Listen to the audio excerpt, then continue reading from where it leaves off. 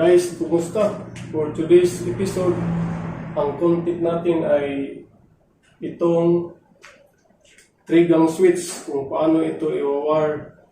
3-gang switch, control 3 valves. Ito guys, ang nasa ating wiring installation board, ang circuit breaker na ito is 20 ampere. Ito ang ating, dito natin ibabagsak ang lahat ng wires natin mula dito papuntang switch. Dito natin i-splice. Ito ang ating tatlong receptacle for 3 valves. At saka ito ang sa outlet. So, simulan na natin guys. Samahan niyo akong i-wire to. Ito ang ating circuit diagram guys. Bali, dito tayo mag-una sa live wire natin. Mula sa breaker, papunta sa ating switch. Bali guys, dalawa ang color ng wire na ating ginagamit. Bali, naka-color code tayo. Ang itim, ito yung ating line 1 or hot wire. Ang yellow naman is ito yung line 2 or neutral.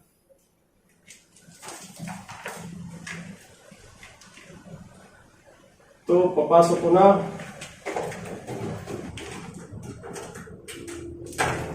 Yan guys, nakabit na natin ang ating wire mula circuit breaker. Ito nga pala ang ating 3-gang switch guys. Dapat kung maglagay na kayo ng connection dito, bali tatlo ito, 3-gang, naka-jumper ang dalawa para ma-supplyan natin ang dalawa, pangalawa at pangatlong switch. Kaya dito tayo magpasok ng wire mula breaker para sa kanyang line 1. Yun na guys, naikabit ko na. Dito naman tayo sa papuntang valve number 1. Line 1 ng ilaw number 1. Connect siya natin dito guys sa pinakaunang switch. Switch number 1. Bali, nakabit ko na guys ang para sa ating switch number 1. Siya nga pala guys, ang importante, ang switch na ginagamit natin is SPST, meaning ito ay single pole, single throw. Ito ang kanyang diagram guys. Bali, ito ang switch natin, ito ang kanyang pole. Ito na pole guys, ito yung spelling niya, baka malilito kayo. Ito ang kanyang pole or ang pumapalo niya na contact papunta dito sa throw. Guys, ang connection natin sa ating valve receptacle, maglagay kayo ng tanda sa, ito guys, naglagay na ako, maglagay kayo ng tanda sa center connection niya dito. Pag ang line natin is line to neutral, dapat hindi magbaliktad. Yung may thread, yun yung sa neutral palagi. At yung center na terminal para sa ating switch.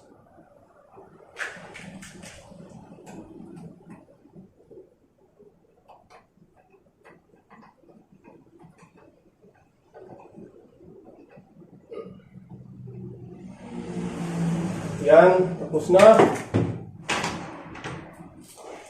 Switch number 2 na naman tayo.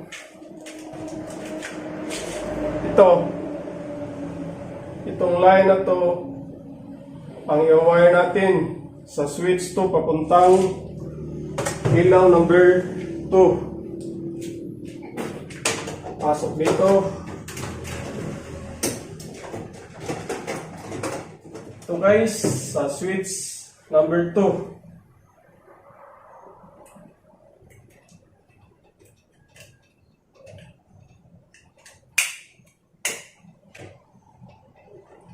Yun, tapos na. Kabit natin. The same pa rin dito guys. Dapat ang hot wire natin, ang pinutol natin dito na line, ang papunta sa ating dito sa center, sa gitna.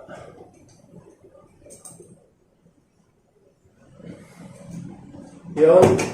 Tapos na, balikan lang natin yan mamaya pag sa neutral na tayo or line 2. Ilaw number 3 na naman.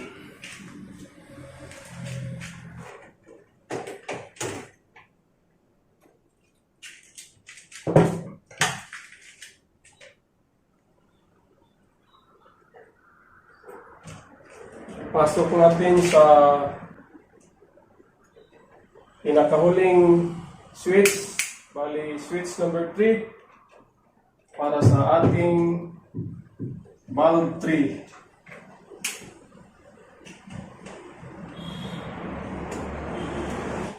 Tapos na. Yan guys. Ito papuntang switch 1. Switch 1, 2, 3. Tapos na itong mga wire na to na ikabit na rin natin sa ilaw. Ito yung tatlo. Bali sa neutral na naman tayo or sa line 2. Pasok dito. Ground para sa bulb number 1.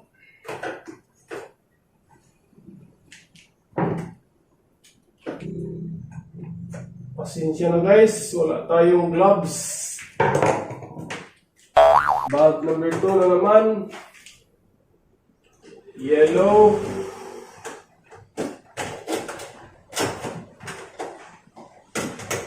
Pataas.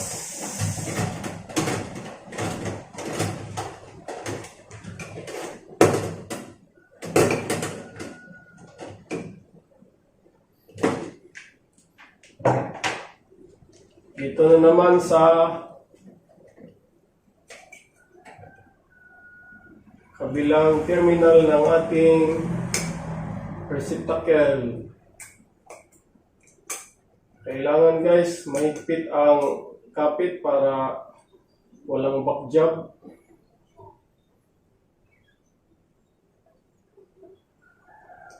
Yan na guys, nakabit ko na. Dito na naman tayo sa bulb number 3. Ito yun guys. Itong mga kinabit natin na dalawang yellow, ito yung wire na yun. Ito. Dalawa. Kasi ang line 2 natin, ito yun, nakaabang para sa ating splicing. Ang i-wire natin ngayon, itong line 2 ng bulb number 3.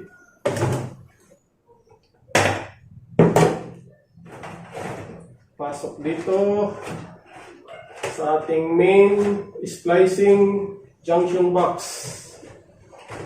Ito. Para sa ating neutral.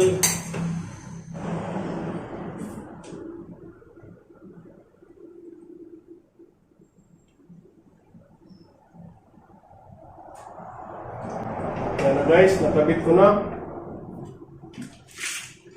Dito na naman tayo guys sa para ma-splice natin ang lahat ng color yellow.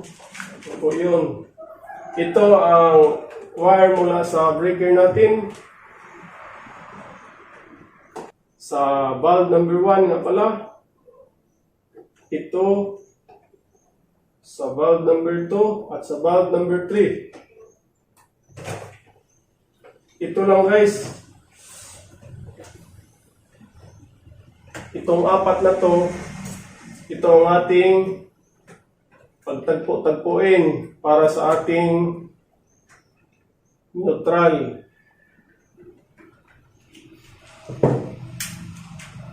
Splice na natin.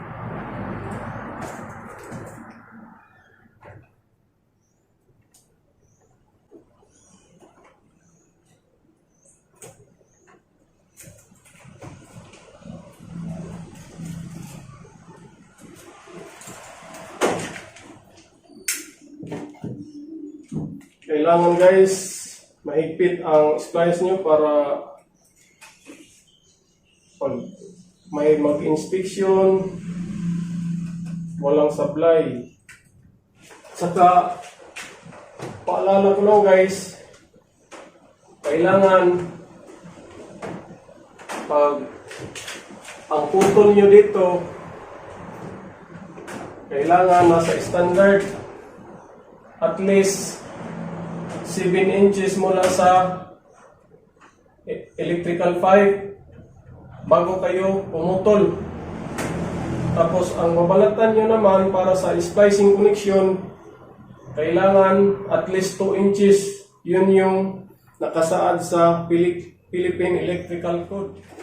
Mag-tape na tayo guys. Kailangan makapal. Kung ano ang kapal ng ating insulation sa ating mga wires, ganun din ang kapal ng ating electrical tape or mas higit pa. Isara ko na guys para makatesting na tayo. Ito guys, na lagay ko na ang lahat ng ating receptacle at nasara ko na rin lahat ng mga junction box at saka itong ating switch. Ngayon, bago natin i-energize to guys ang ating gawa, double check muna tayo kung wala bang problema sa mga lines natin sa splicing natin dito. I-check natin isa-isa ang bulb gamit ang switch na ito mula dito. Continuity test tayo guys.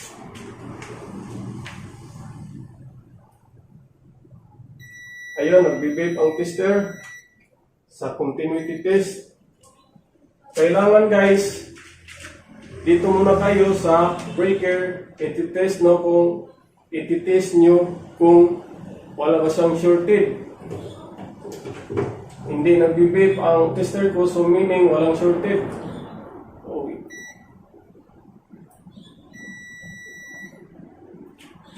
Dito na naman tayo sa ilaw number 1. Ilaw number 1, hindi nag-beep. Switch natin ang switch number 1 sa ibabaw. Dapat mag-beep siya.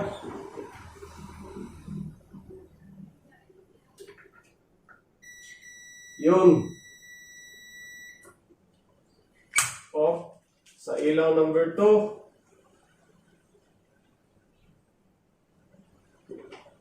Wala. Switch natin dapat mag-beep siya.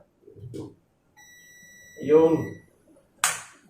Sa ilaw number 3, wala. Switch natin dapat mag-beep. Ayun. So signs, good signs yun guys na ang lahat ng wiring natin dito mula sa ilaw dito sa ating main splicing junction box, okay.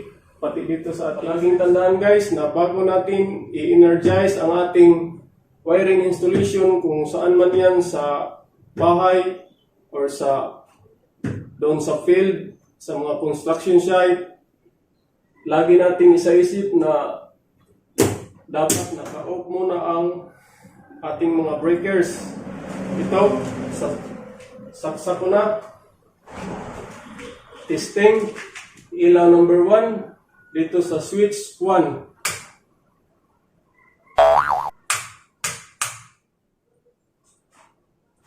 Nakalimutan ko tuloy itaas ang circuit breaker natin guys. Taas ang circuit breaker.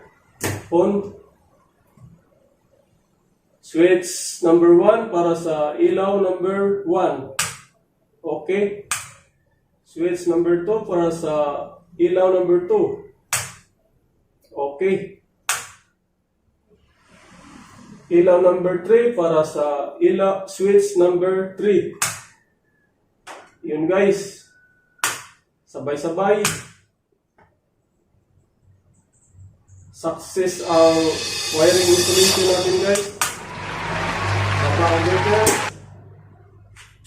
Sa sana may natutunan kayo sa content natin ngayon kung paano i-wiring ang 3-gang switch controlling 3 valves. Yun lang, maraming salamat.